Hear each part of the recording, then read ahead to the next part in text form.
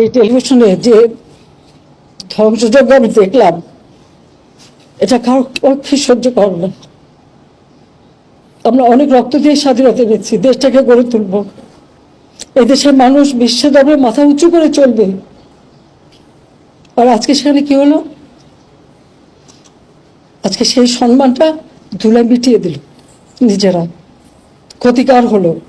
আমি জানি না যারা এই সন্ত্রাসীর সঙ্গে জড়িত তাদের কিছু আসে যায় না, কিন্তু সাধারণ মানুষ, তাদের মান সম্মান কোথায় থাকবে?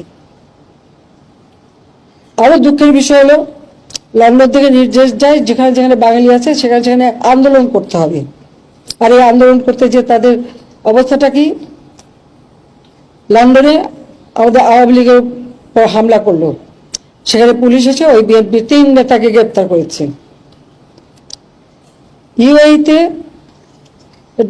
মানে সেখানে তারা মিছিল করতে গেছে, 57 জনকে গ্রেপ্তার করেছে। 10 জন, এখানে 3 জন হলো যাবজ্জীবন কারাদণ্ড, 16 জন 10 বছরের কারাদণ্ড, আর কয়েকজন 1 বছরের কারাদণ্ড, আর বাকিগুলিকে তারা এখন রাখবে না, তারা দেশে পাঠিয়ে দেবে। সেখানে তারা আমাকে গালি দিচ্ছে, দেশের বিরুদ্ধে তারা স্লোগান মিছিল। ওই দেশে আইন আছে, কেউ মিছিল করতে পারে না, কিন্তু তাদেরকে উস্কে দেওয়া হয়েছিল লন্ডন থেকেই যে মিছিল করতে হবে। তার মিছিল করতে যে শুধু নিজেদের চাকরি বাকরি রুজি রোজগার পথ যে হারালো তা না, আজকে যে বাঙালির ওখানে কাজ করে খায় তাদের মুখটা কোথায় থাকে, তাদের কি অবস্থা হয়, আর ভবিষ্যতে ওই দেশে আর নেবে কিনা। তারপরে আমি সাথে সাথে সেখানে আমাদের অ্যাম্বাসেডারের সাথে কথা বলছি, ওদের সাথে আমাদের ভালো সম্পর্ক, এখানে অ্যাম্বাসেডারের সাথে কথা বলেছি। তারা বলছে এই অপরাধীগুলি যে শাস্তি দিয়েছে এখানে আমাদের কিছু বলার নেই, তাদের দেশের আইনে এটা আছে। সৌদি আরবে সেখানেও মিছিল করতে গেছে, আপনারা জানেন সৌদি আরবে কখন মিছিল করতে পারে না, সেখানে 20 জনকে গ্রেপ্তার করেছে। আর আপনারা জানেন সৌদি আরবের আইন,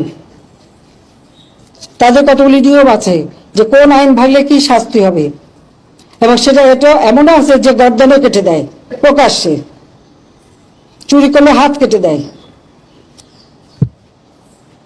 তাহলে এই 20 জন মানুষ এবং সেই সাথে আমাদের যে লক্ষ লক্ষ কর্মী, তাদের ভবিষ্যৎটা কি? আমার সাথে সকলে একটা ভালো বন্ধুত্বপূর্ণ সম্পর্ক আছে বলেই তাদের কাছে সব আমি সাথে সাথে মেসেজ পাঠিয়েছি এবং দুঃখ প্রকাশ করেছি, এবং এই শাস্তি এটা তাদের আইনে, কাজে এখানে আমাদের কিছু বলার নেই।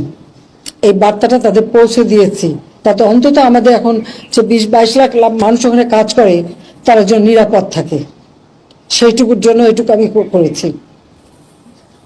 সারা পৃথিবী জুড়ে দেশটাকে একেবারে, এবং এখনো আরো অনেক জায়গায় টেলিফোন করে বলছে ওখানে আন্দোলন করো। এমন এমন দেশে আমাদের সেখানে ফোন করে আমাকে জানাচ্ছে, মেসেজ দিচ্ছে। তার মানে যেটা করার মানে কি, আমাদের দেশের ভাবমূর্তি শুধু নষ্ট না, যারা ওখানে কাজ করে খাচ্ছে তাদের রুজি রোজগারও তো নষ্ট হয়ে যাবে। তো এখন এটা কিসের জন্য এই ধরনের আচরণ করা হচ্ছে, এটাই আমার প্রশ্ন।